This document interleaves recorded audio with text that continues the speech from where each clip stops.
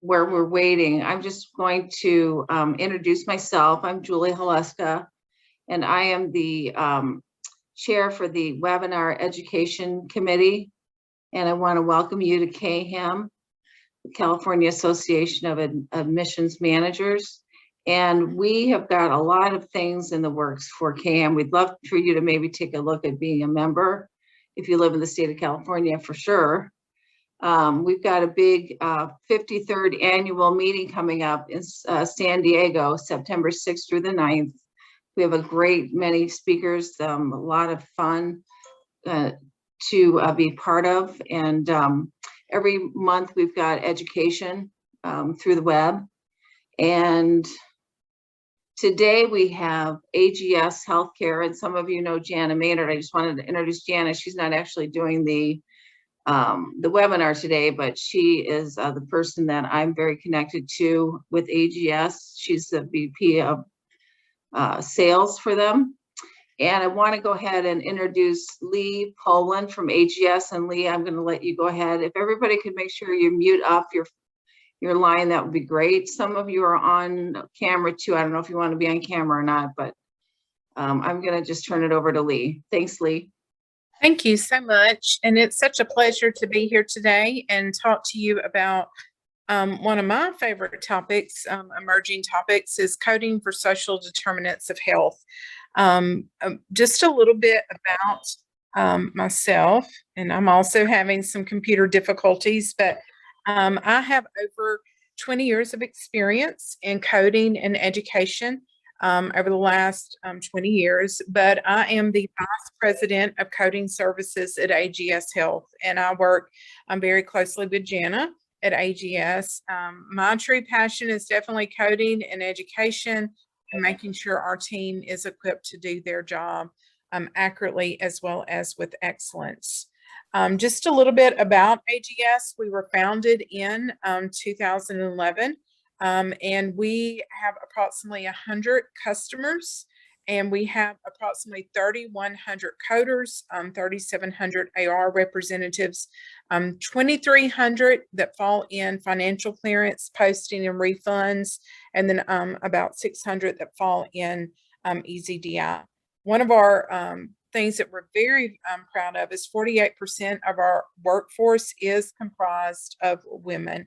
We're very intentional about that and making sure we do have a diverse workforce within our team, but we are a global revenue cycle management company. So today we're going to talk first just a little bit about value-based purchasing and some of the different categories that we see for pay for performance. Traditionally in Medicare, CMS, we've had category 1 where there is a fee for service and there is not any link to quality or value. We go in, we have our procedure performed, or we go into the hospital for a medical issue. We receive our treatment, we receive our DRG, our codes are assigned, it's assigned to a DRG, and we receive the facility receives payment.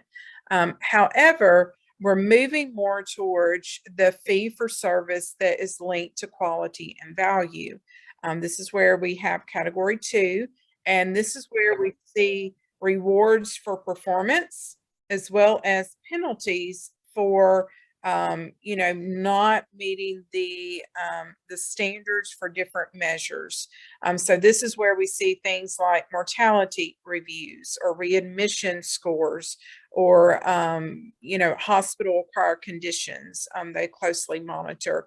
This is where we also see those hospital report cards kind of fall into place as well. But category 2 is fee for service and then the link to quality and value.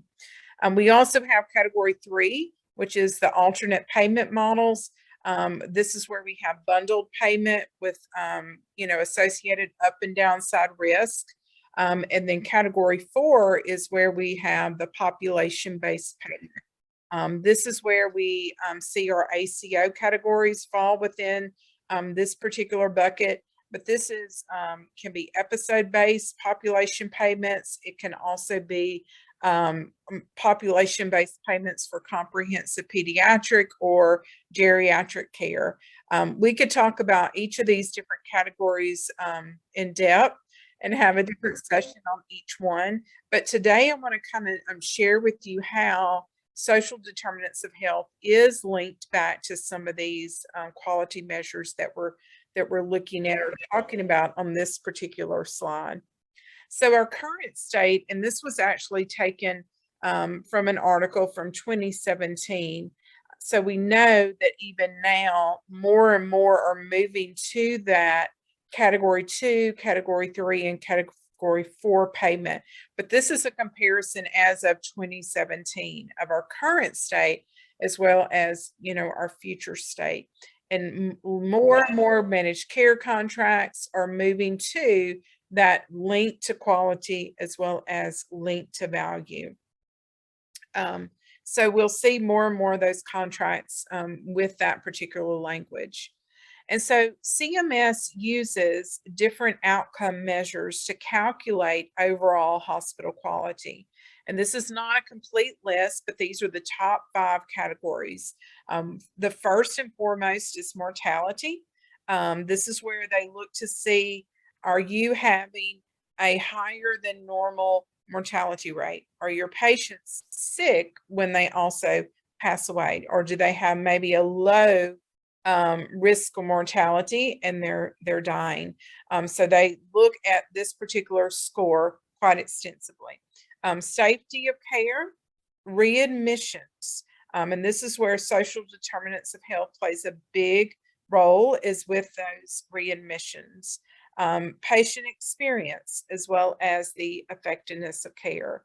And so the graph here, or the table here, is just an example of how those payments or those quality outcomes can ultimately impact your payment. You might not receive a instant impact to your payment, so maybe it might not show up in your DRG payment or your APC payment, but ultimately over time, over the course of that year, you will start looking at those adjustments based upon how you rank with your other facilities.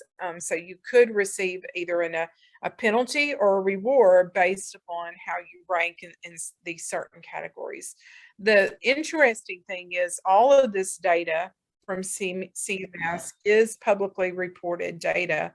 So we can go out there and look at the hospital report cards for each facility in these different areas. With CMS, Leapfrog, US News and World Report, several different areas or several different programs where we can see that publicly reported data. So when we get to social determinants of health, the definition refers, this condition is the conditions of an individual's living, learning, and working environment that affects one's health risk and outcomes. It is a very important predictor in clinical care. Positive SDoH conditions are associated with improved patient outcomes as well as reduced cost. The WHO refers to social determinants of health as, it encompasses many facets of our lives and is more than just the physical well-being. This is where health begins in our homes, in our neighborhoods, schools, communities, workplace, and is influenced by a number of factors. The WHO specifically states that these are the conditions in which people are born, grow, live, work, and age. And these circumstances are shaped by the distribution of money, power, and resources at global and national and local levels. So social determinants of health is where they look at a group or health outcomes of a group of individuals, including the distribution of such outcomes within that group. So they could look at a geographic population. They could look at a employee group, such as a large corporation. They could review maybe a group of interest, such as disabled persons, ethnic groups, prisoners, veterans, and the list goes on and on, dependent upon your population. They could also look at a health plan's members. So they could specifically target the Medicare Advantage population and see if there are any social risk factors within that particular population, or Medicaid or private insurers. Social determinants of health are looking at premature death. What are those causes for premature death? We do see that health care plays a role, in comparison to some of these other conditions, but we see about a 10% impact from healthcare on premature death. Where we see a larger impact is with our social circumstances, which is 15%. We also see behavioral patterns, 40%. Also genetic and environmental exposure as well. But again, healthcare is a really small, indicator or a cause of those contributions to premature death. However, those things like behavior and social play a much stronger role in those in the contribution to premature death. And so this is where we see things like obesity, smoking, maybe sexual behavior, alcohol and drug use, motor vehicle accidents, guns as well, but the list goes on and on. So it's important for us to be able to analyze that data, as well as put into place different services or different programs that can assist with awareness and resolving some of these indicators that are leading to the premature death. So a couple of statistics for social determinants of health or the impact on health, and it notes here that low literacy is linked to poor health outcomes. They have a higher rate of hospitalization. They also have a less frequent use of prevention and wellness services. Also, lack of access to private or public transportation for basic health-related activities. You spend 41% excess days in the hospital. So these patients, are not able to go for those follow-up treatments, or maybe even go for the screening exams like your mammograms, your colonoscopies, just your routine blood work. So they are, once they get to the hospital, they're spending those 41 excess days because they're, sicker at that time that maybe a problem is identified. Unemployment is linked to declining self-reported health status. It's also is linked to increased mortality rates for males and females ages 16 to 64. Also, drug and substance abuse and dependence quadrupled for individuals out of work. And then drug and substance abuse dependence doubled an individual's chance of being diagnosed with maybe a mental disorder such as depression or generalized anxiety disorder. So why does this matter to a healthcare professional? Why does SDoH the capturing of this data matter to us?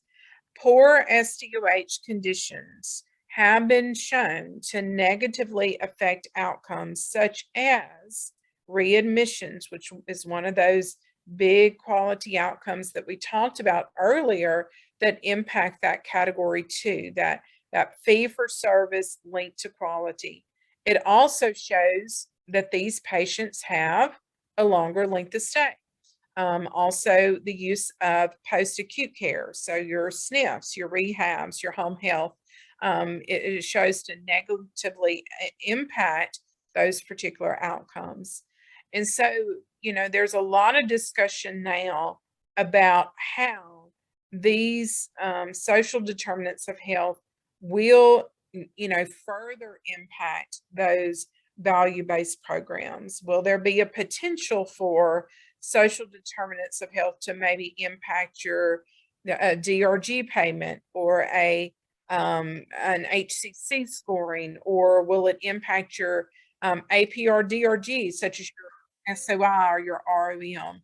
And so more to come on how that will impact in the future with our different, IPPS final rules and different things. But there will be more, there will be more things coming out where those SDoH conditions are ultimately impacting your risk score or your outcomes, your quality outcomes.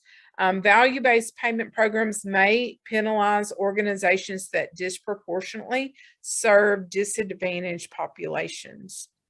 So as a healthcare system, what can we do to capture this data within the EHR? What are our goals in capturing this data? First and foremost, it's to improve the health, to lower the cost, and to advance health equity. That's the overall goal. Our goal is to assess the needs as well as link the patients to community services, as well as develop business models to fund access to community services. And to meet these goals, you need a SDoH strategy. You need a governance committee that will leverage this data for risk stratification, as well as connect the patients that you identify to community services. So in doing so, it requires data interoperability, common sets of values, and the ability to analyze and harness that SDoH data. So assess, link, and develop those models to access those community services. In ICD-9 CM, which is several years ago, we had a few SDoH codes. So like things like homelessness, history of abuse. But with ICD-10 CM, they began adopting more and more SDoH codes.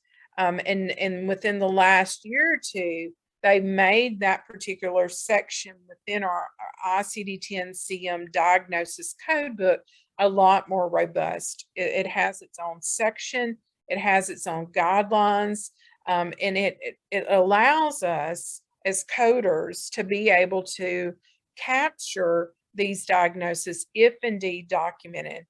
So it allows data capture information at a level traditional health data sources cannot.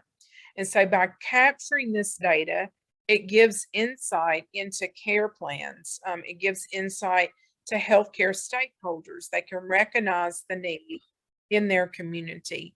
It allows them to access additional services or interventions, such as programs related to healthy food, Meals on Wheels, food pantries, providing reliable housing, helping patients manage isolation and loneliness, ultimately driving those better health and wellness outcomes.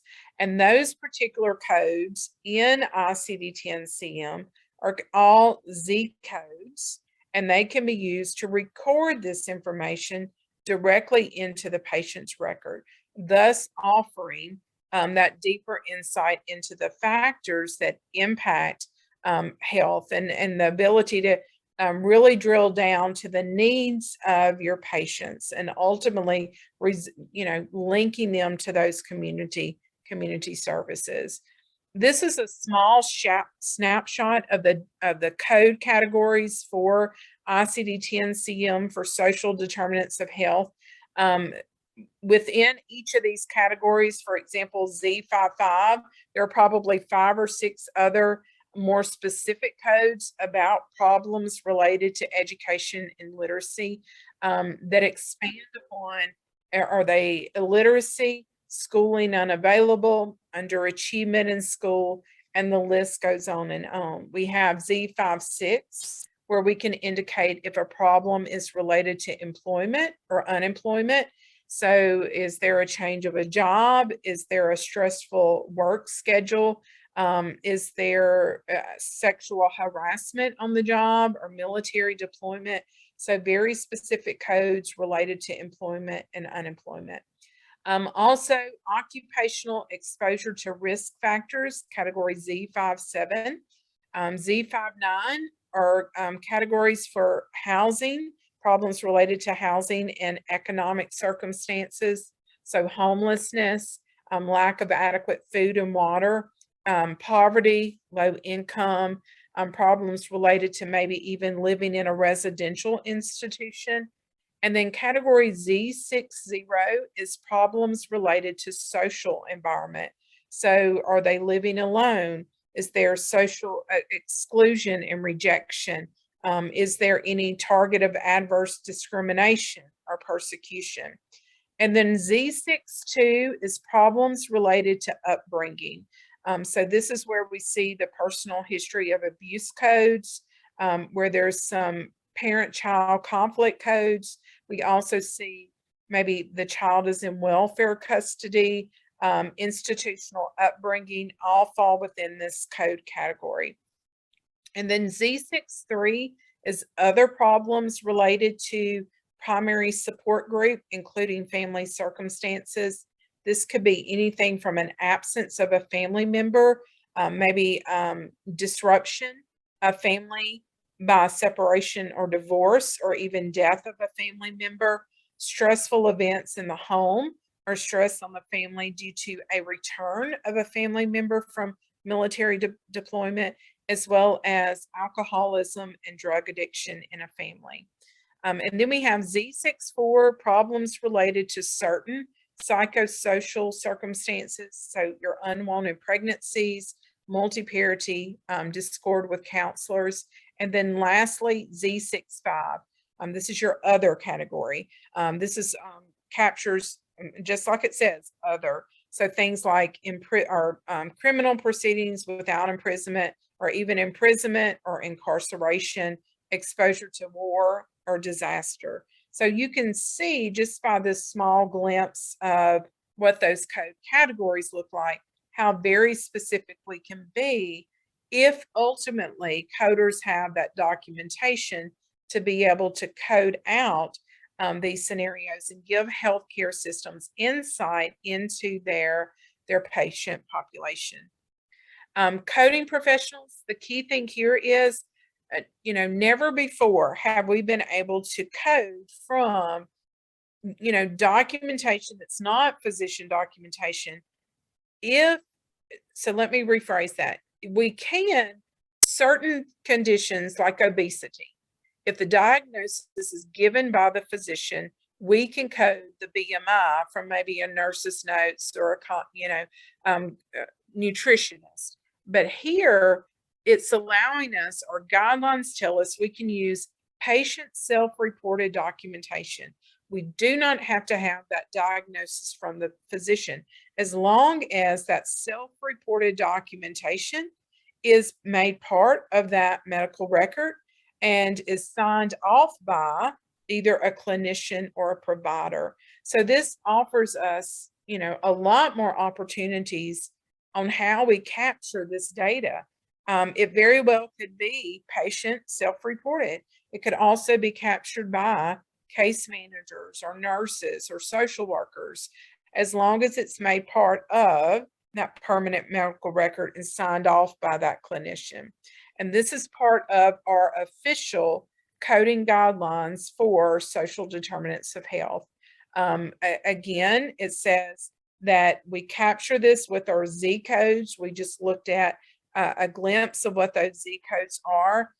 It also notes that we can use documentation from any healthcare provider, even patient self-reported, as long as it's part of that permanent medical record.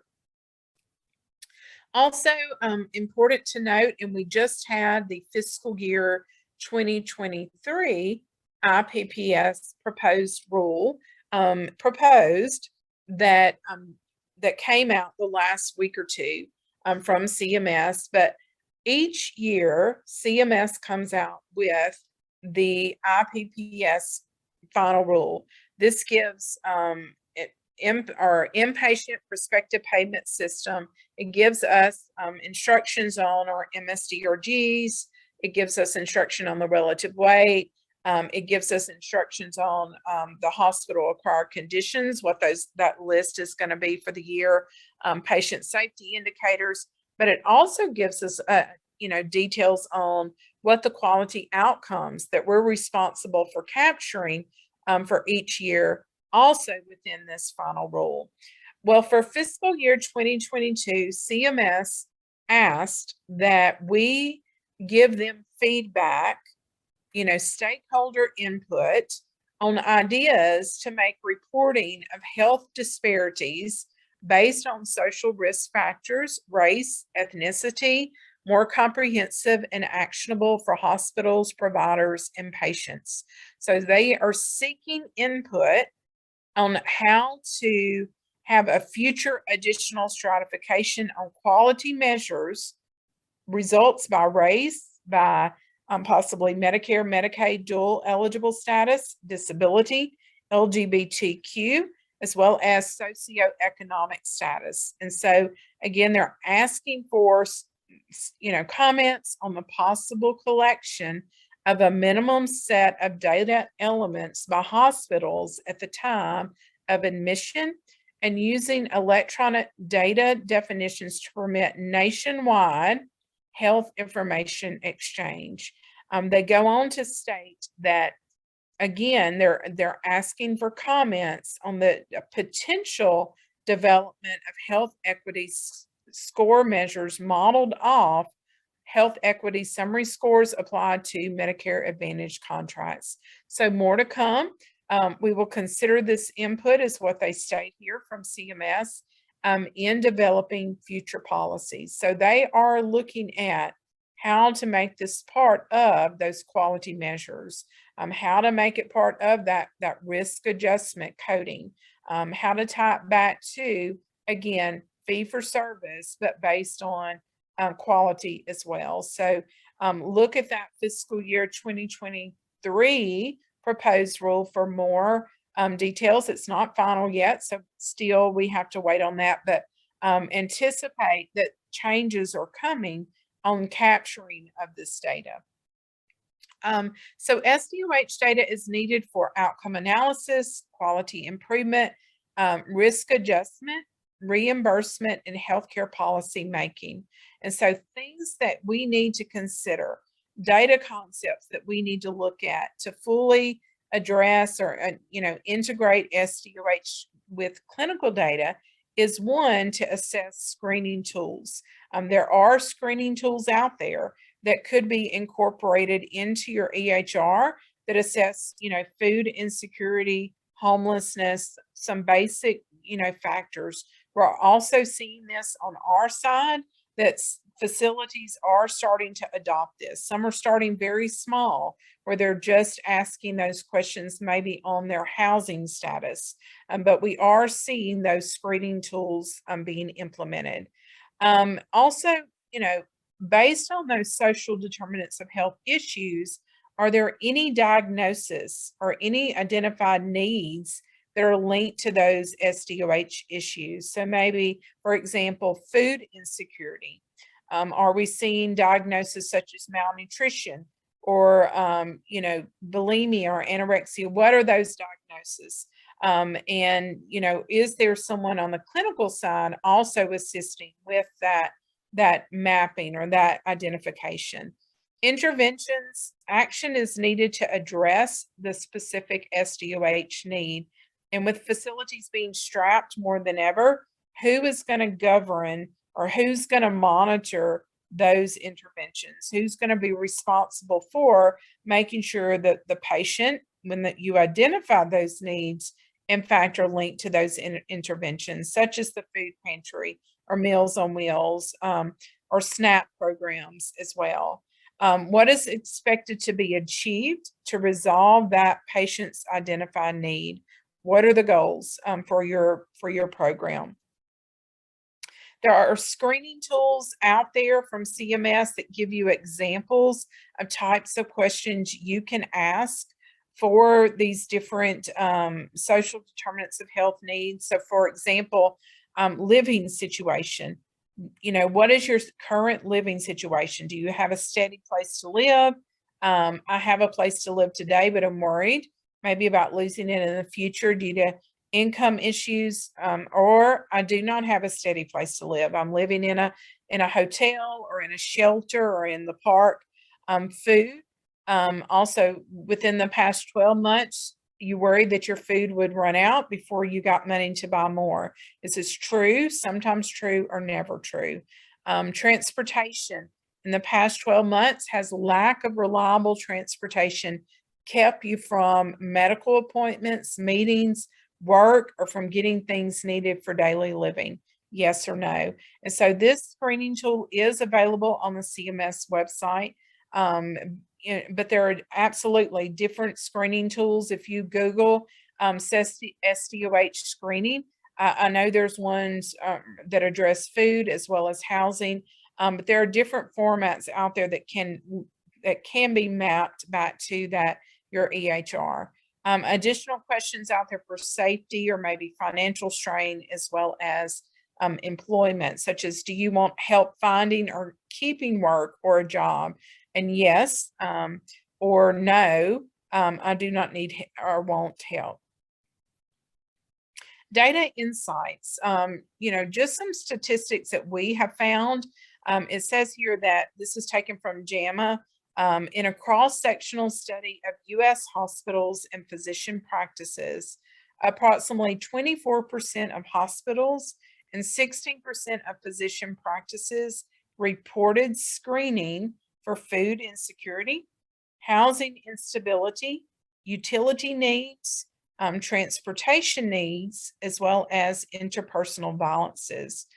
SDoH data collection lacks standardization and reimbursement across clinical settings. And so even though, we have 24% of hospitals that are screening, we can do better. As well as 16%, we can do better than that in screening these, our patients. A recent survey from AHIMA on SDoH capture, it says, who in that patient revenue cycle management, who is helping to assist in collecting that SDoH data? And 37% of people that are from the survey respondents said that registration, patient financial services are collecting that SDoH data. 56% of organizations collect SDoH data, and then 17% use EHR technology to notify clinicians that SDoH documentation has been captured. Also, 73% of organizations report not having a governance committee that oversees data collection and use of SDoH data. And that to me is really important as you look to, one, to ensure you're capturing that data, but also doing the analysis, also linking them to the services, and then also analyzing the success of your program as well. Are you seeing a reduction in readmissions, and some of those length of stay, some of those other indicators that we talked about earlier? This is taken from CMS, and they're just looking at the utilization of Z codes in 2019 for Medicare fee for service. And it says here that among the 33.1 million Medicare beneficiaries in 2019, 1.59% had claims with Z codes.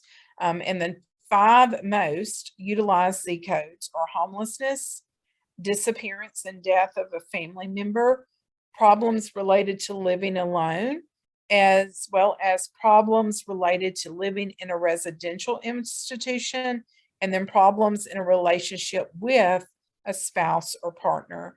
Only 1.59% had these claims with Z codes.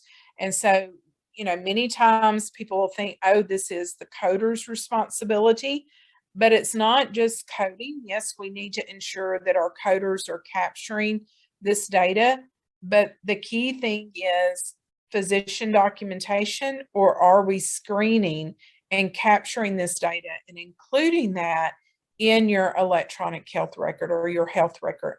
That's the key, because we cannot code the data without that documentation. So it's really working with both your, your staff who's going to help with the screening, your physicians, as well as your coders to make sure this data is captured. Actions to improve SDoH data capture: awareness and education. Ensure that your coding staff have access to and are aware of all locations in the EHR where SDoH information may be documented. Do you have a single spot in your medical record where coders can go to find out this information? That would be ideal. Educate CDI and coding staff on the importance of SDoH code assignment. You also want to make sure you're educating your providers and your clinicians on the importance of consistently documenting SDoH information. And then work with your staff who are responsible for computer assisted coding to create that logic for having that diagnosis. Is it automatically generating an ICD-10 CM code for that SDoH documentation, as well as monitor for improvement of code assignment.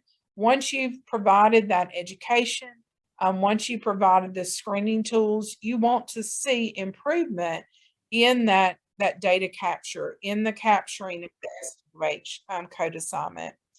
Audit on the quality of SDoH documentation, audit on the accuracy of your coding, provide any feedback. And then if you need to make adjustments to your templates, your EHR templates, you need to make sure that you are working towards those to support more complete capture of SDoH information. What do payers do with this data?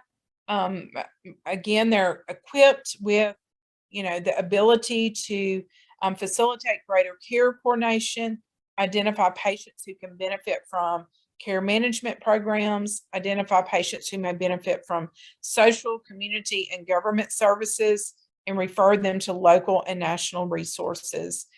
If you were to Google Blue Cross SDoH initiatives or United Healthcare SDoH initiatives, you'll see how these local plans are, in fact, within these different communities, are in fact analyzing this data and supporting some of these efforts to, link them to different services. It's amazing to see some of the different resources that they are providing. That's just a couple. Of course, there's a multitude of other insurance providers, but to me, that's very interesting. Even facilities are also putting things on their website where how they're linking them back to SDoH resources with some of the needs they've identified within their community.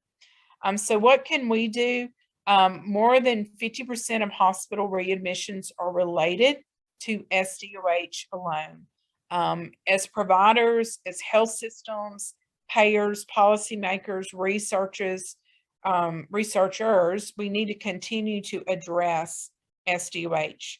We need the ability to analyze these outcomes and assess the effectiveness of our initiatives.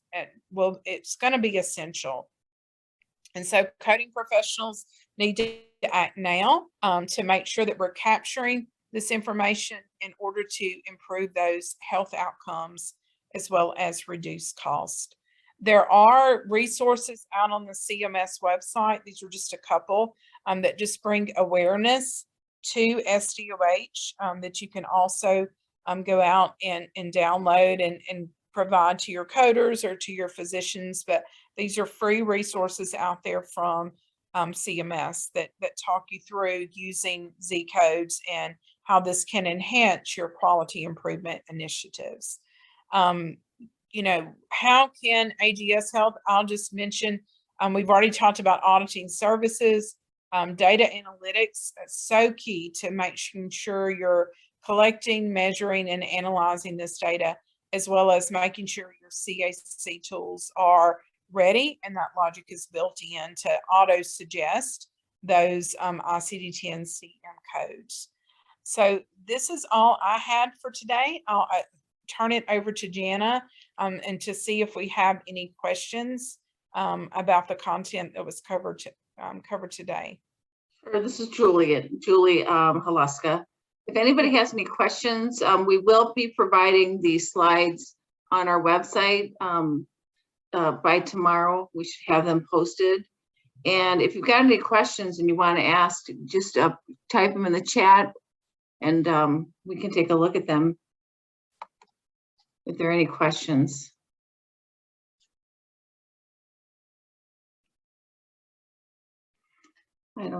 Okay, nothing, I don't see anything yet. I really appreciate everyone spending some time with us today. And if there aren't any questions, I will give you back 20 minutes in your day. Oh, here we go. Do any of the computer programs automatically provide the code for SDoH? Yes. So the computer assisted coding, you can work with them. We do have a tool, EasyDI. There are other tools out there as well where computer assisted, it reads that documentation and you can work with the tool to make sure that it's automatically auto-suggesting those tools. That's one example. Some of the autonomous coding solutions also have some of those prompts as well. All right, great. Any other questions? I will, Jana, I will provide, and probably on here, I didn't see if you have if you could provide Jana's contact and yours, Leigh, that would be great. On your slide deck, and anyone that has any questions, just follow up with them. I appreciate everyone's time today. Stay tuned for next month's webinar, and I will give you back 15 minutes of your day. Thank you again, and have a great day, everyone. Thank you, Julie. Thank you.